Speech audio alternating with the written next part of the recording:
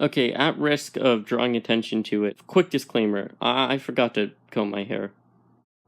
I Am Legend is one of the more philosophically complex books I've read. Consisting of 160 pages, at least in the form I've read it as, the novella written in 1954, I Am Legend, is one of the finer pieces of horror I can recall. Richard Matheson is a master of the genre, solidifying himself as one of the pinnacle inspirations for modern horror. This book inspired films like Night of the Living Dead, Dawn of the Dead, obviously by extension. This inspired authors like Stephen King. I mean, this book is crazy inspirational. 1954 was not all that long ago, all things considered.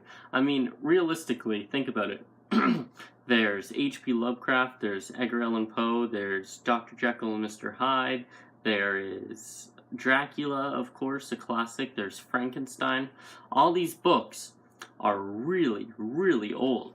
But this book was created in the last century.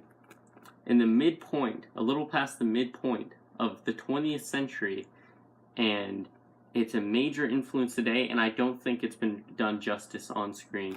I don't know if one can really do this film full justice on screen because it's just such a dense book for only being around 160 pages.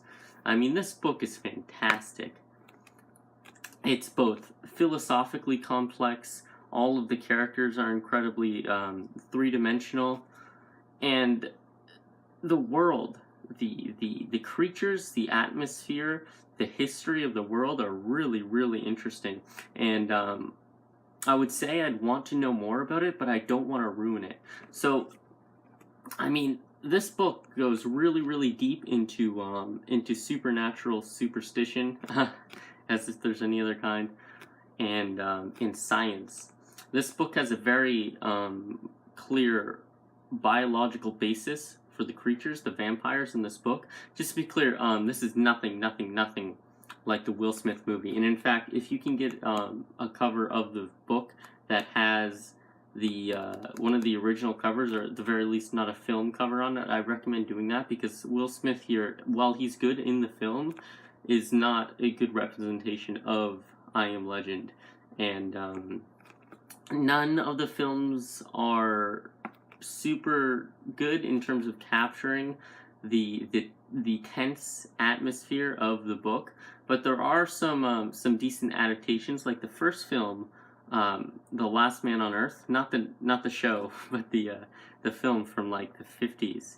It's a pretty decent adaptation for a film, but for the more deeper, complex questions, I think a little bit more time needs to be developed. Maybe if this were like a 13 episode miniseries or something like that, that would be good. I think that would be enough time to really do Matheson's work here justice. But the character of Robert Neville is really interesting. He's it's kind of hard to tell how smart he is. Like he seems to be pretty good at figuring things out. But he also does like a lot of stupid stuff, which I guess he would in his scenario. But he sort of insults his own intelligence very often, which is interesting. He's sort of self-deprecating, self-hating, loathing rather. Now, the creatures in this book cannot be entirely defined as traditional vampires nor traditional zombies. They're sort of like a hybrid, like a proto-zombie based off the vampire myth. And so the creatures have a lot of the traditional vampire tropes and weaknesses, like they can't be out in sunlight, they're susceptible to garlic, they being staked through the heart is fatal to them, as well as other things like crosses and mirrors being repulsive to many of them. And they go into the sort of psychology of the vampire a lot. They go into the biological aspects that brought about the vampire and that sort of allow the vampire to function. And I think it's really, really interesting. There's sort of two types of vampires, without giving anything away, in the book. And so there's the infected vampire and the resurrected vampire. And that's very important because there's sort of two families of the same species, as it were, but their attributes and their origins are slightly different, and that's what causes them to be two different sort of branches of the same thing, the same vampire. And so, anyway, there's a big psychological element as well through the whole book with Robert Neville, who's the main character. And I really enjoy the scenes in this book, the bits in the scenes, the bits in this book that sort of are Robert Neville doing research. His routine is a big part of this book, how he prepares himself, how he fortifies his house to stop those with the plague from getting in. They're fairly intelligent. They seem to maintain most of their normal intellect. A lot of the vampires. There's his old friend and a neighbor who comes to haunt him, who torments him every night verbally from aside his house. And Robert Neville's evolution as a character and his thoughts are really interesting. They sort of become more complex over time. They become more more philosophically nebulous. He's very firm in what he thinks and what he does at the beginning of the book, and slowly over time there's a compromise, which is really interesting because that's like good classic storytelling.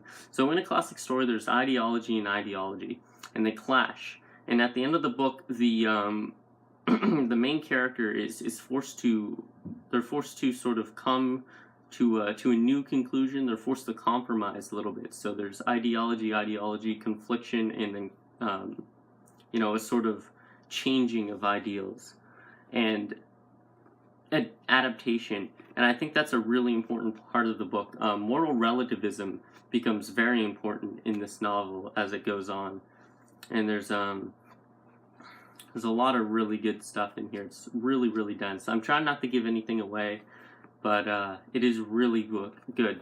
It's a strong recommendation from me. This is probably my favorite piece of horror.